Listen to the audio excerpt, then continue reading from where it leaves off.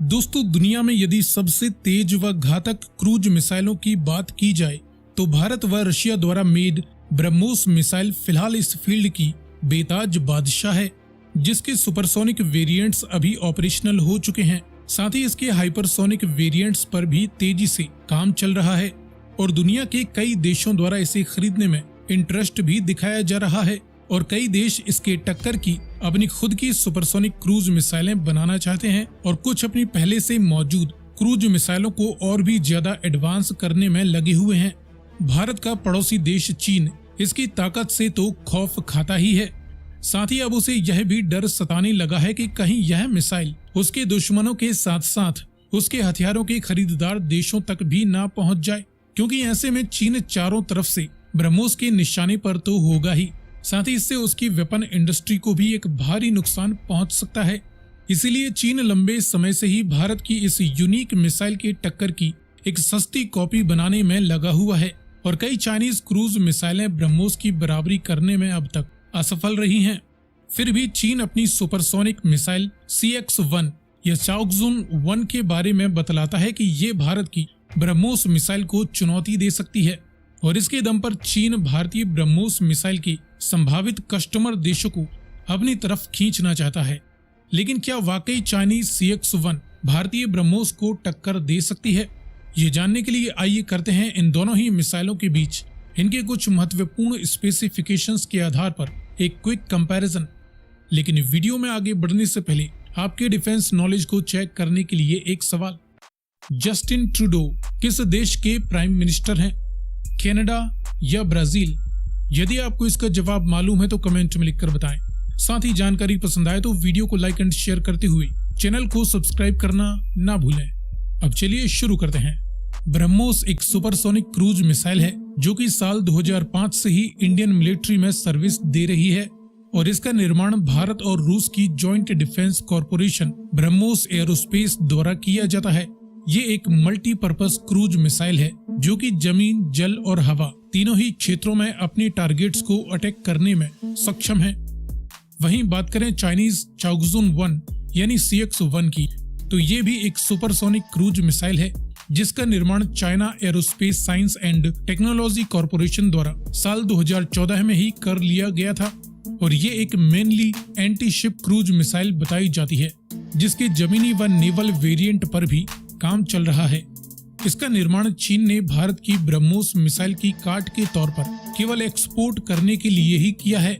साथ ही चीन अपने लिए इसी से मिलती जुलती तकनीक वाली क्रूज मिसाइल YJ-18 का इस्तेमाल करता है। दोनों ही मिसाइलों के कुछ बेसिक फीचर्स और देखें तो भारतीय ब्रह्मोस की लंबाई 8.4 मीटर है और इसका टोटल मास 2.5 से 3,000 किलोग्राम तक है। साथ ही अपने साथ अधिकतम 200 से 300 किलोग्राम तक का कन्वेंशनल या न्यूक्लियर वारहेड भी कैरी कर सकती है। तो वहीं CX-1 की लेंथ व मास आदि की जानकारियां अभी क्लासिफाइड है, लेकिन क्योंकि ये ब्रह्मोस को ध्यान में रख के ही बनाई गई है इसलिए कुछ सोर्सेस के अकॉर्डिंग इसकी लंबाई 8.8 मीटर है व मास 2.5 से 3,500 किलोग्राम तक है। ये अपने साथ 260 किलोग्राम का वेपन पेलोड भी कैरी कर सकती है। अब इन दोनों ही मिसाइलों की परफॉर्मेंस की बात करें तो ब्रह्मोस की मैक्सिमम रफ्तार 3 मैक या उससे ज्यादा की बताई जाती है और इसकी ऑपरेशनल रेंज इसकी जमीन, जल या हवा के अलग अलग वेरिएंट्स के अकॉर्डिंग कम से कम 350 किलोमीटर से लेकर अधिकतम 700 किलोमीटर तक बताई जाती है। लेकिन फिलहाल ब्रह्मोस के एक्सपोर्ट वेरिएंट की ऑपरेशनल रेंज भारत 290 किलोमीटर ही रखने वाला है। ब्रह्मोस का फ्लाइट एल्टीट्यूड देखें तो ये जमीन या समंदर की सतह से कम केवल 3 से 4 मीटर की ऊंचाई पर भी सुपरसोनिक स्पीड के साथ ट्रेवल कर सकती है, जो कि इसे दुश्मन की रडार को चकमा देने में सक्षम बनाता है। वहीं इसकी फ्लाइट सीलिंग यानी अधिकतम ऊंचाई लगभग 14,000 मीटर है। इसके मुकाबले CX-1 की मैक्सिमम स्पीड 2.5 से 3 मैक तक है और इसकी ऑपरेशनल रेंज 280 किलोमीटर बताई जाती है। ये जमीन से महज 10 मीटर के फ्लाइट एल्टीट्यूड पर भी उड़ सकती है, तो अधिकतम 17,000 मीटर की फ्लाइट सीलिंग की ऊंचाई तक भी ये मिसाइल ऑपरेट कर सकती है। दोनों ही मिसाइलों के गाइडेंस व लॉन्चिंग प्लेटफॉर्म की बात करें तो ब्रह्मोस को मिड कोर्स फेस में इनर्शियल नेविगेशन सिस्टम द्वारा गाइड किया जाता है तो वहीं टर्मिनल फेज में जब ये अपने टारगेट की तरफ अटैक करने के लिए आगे बढ़ रही होती है तब इसे active radar homing system guide करता है, जिसे भारत के गगन, रशिया के ग्लोनास व अमेरिका के जीपीएस यानी global positioning system navigation satellites द्वारा भी लगातार टारगेट की सही पोजीशन की जानकारी मिलती रहती है।